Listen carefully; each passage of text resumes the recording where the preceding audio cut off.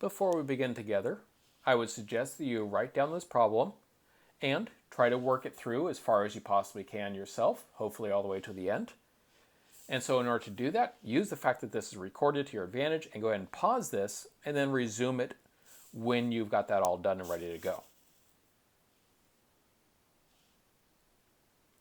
All right, so in this problem, we see that we're looking at a value of something that is increasing by a given percent per year.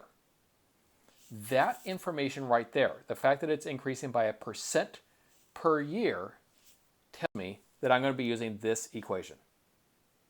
Now it's a matter of plugging into that equation the information that I know. And in this particular case, the A of t, that's the final amount, the ending amount. I do know what I want that to be here. That is the 500,000. So I want to end with 500,000. And then P, it stands for principal. All that means is just starting amount. So our starting amount here, our starting value is 300,000. And that's going to be times 1 plus the R value. R here is 4%.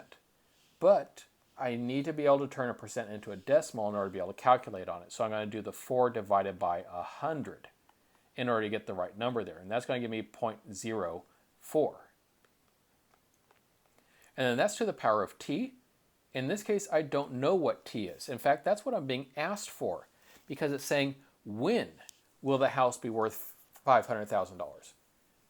That's just another way of saying, what is the t value? So now that we have our equation, now it's a matter of solving it to figure out what t is.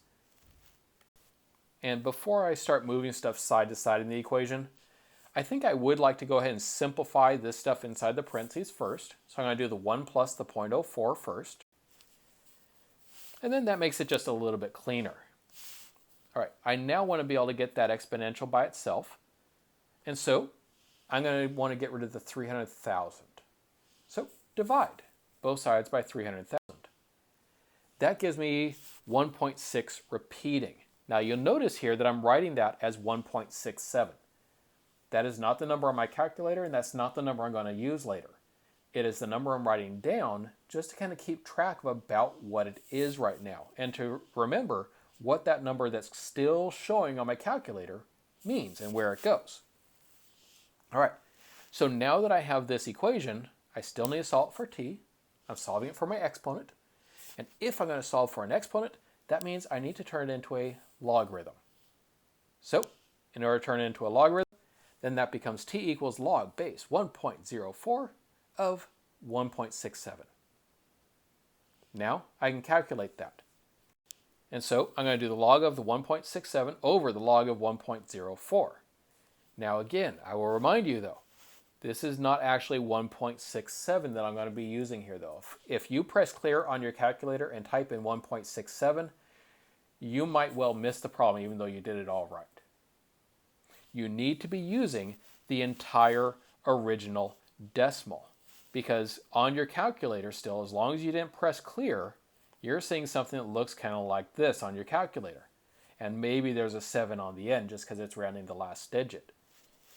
Leave that number showing on your calculator and tell it to find the log of that number. That way you avoid the rounding error that can crop up in the middle.